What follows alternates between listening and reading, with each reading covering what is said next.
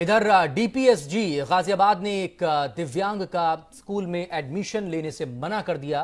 गाजियाबाद के crossing Republic इलाके में रहने वाली वैभवी को स्कूल ने इसलिए एडमिशन देने से इनकार कर दिया क्योंकि वो दिव्यांग है। वैभवी का पहले टेस्ट हुआ जिसे उसने क्लियर कर लिया, लेकिन स्कूल प्रबंधन की नज़र जैसे ही उस पर गई, उसके पैरों पर, स्कूल ने उसका एडमिशन लेने से इनकार कर दिया। इस बात की शिकायत वैभवी के पेरेंट्स ने स्कूल मैनेजमेंट से की, लेकिन उन्होंने कोई ध्यान नहीं दिया।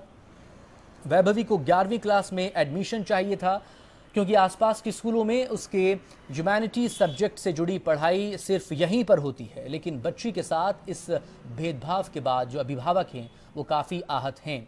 इस पूरे मुद्दे पर वैभवी और उनकी मां से खास बात की न्यूज़ वर्ल्ड इंडिया संवाददाता पवन मिश्रा ने। स्कूल इसलिए नहीं जा पा रही क्योंकि स्कूल वालों ने मना कर दिया, क्योंकि मैं एक दिव्यांग बच्ची हूँ।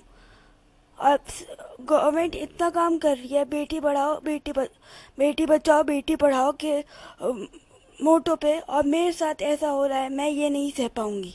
जब मेरी बात इन लोगों से हुई और इन लोगों का कोई जवाब नहीं आया, हम लोगों ने मेल में लिखित भी इनको दिया, उसका भी जब कोई जवाब नहीं आया, तो मैं माननीय अतुल गर्ग जी जो खाद्य एवं रसद मंत्री उत्तर प्रदेश में है, मैं अपनी बच्ची को लेके वहां मिलने के लिए गई और उन्होंने मेरा बहुत सहयोग किया।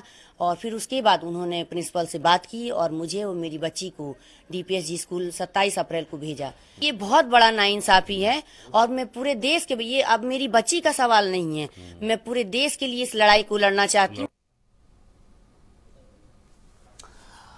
तो एक तरफ सरकार लड़कियों को, बच्चियों को पढ़ाने के लिए बेटी बचाओ बेटी पढ़ाओ और तमाम इस तरह के वो कार्यक्रम चला रही है, लेकिन दूसरी तरफ एक बेटी को पढ़ने से सिर्फ इसलिए रोक दिया गया क्योंकि वो दिव्यांग है। दिव्यांगों को लेकर हाल ही में प्रधानमंत्री ने भी जिस तरह की बातें कही हैं और सरकारों की तरफ से भी जिस तरह की पहल की बातें सामने आती हैं, उनके लिए एक सेफ पैसेज बनाने से लेकर उनकी पढ़ाई और उन्हें आत्मनिर्भर बनाने को लेकर, लेकिन सिर्फ दिव्यांग होने की वजह बताकर किसी बच्ची को जो कि एडमिशन टेस्ट पास कर चुकी हो, उसे एडमिशन देने से इनकार कर देना, जाहिर तौर पर इसको लेकर अब सवाल ज़रूर हैं।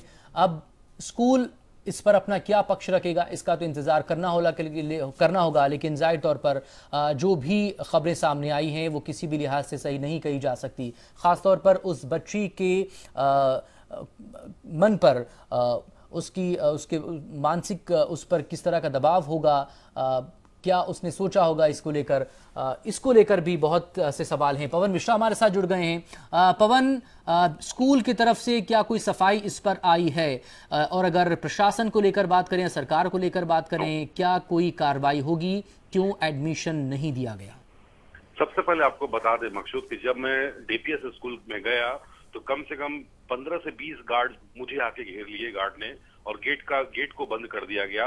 जैसे लगा कि कोई अपराधी स्कूल के बाहर खड़ा है। मैंने कहा कि मैं पत्रकार हूं, मुझे आपका व्यू चाहिए, प्रिंसिपल से मिलवाइए। अगर प्रिंसिपल नहीं है तो किसी प्रशासनिक आपके जो अधिकारी हैं जो मीडिया से बात करते हैं उनसे मेरी मुलाकात कराइए। साफ तौर पर कहना था कि आप यहाँ से चले जाइए वरना आपके लिए ठीक नहीं होगा। ये धमकी बड़ा लहजा भरा गार्ड की तरफ से ये मुझे बताया गया।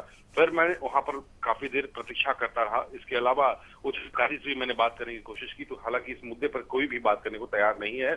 और देखा जाए तो ये बड़ा ही शर्मनाक घटना है कि दिव्यांग होने के कारण जो है एडमिशन नहीं दिया गया। बहुत शुक्रिया पवन मिश्रा तमाम जानकारी के लिए।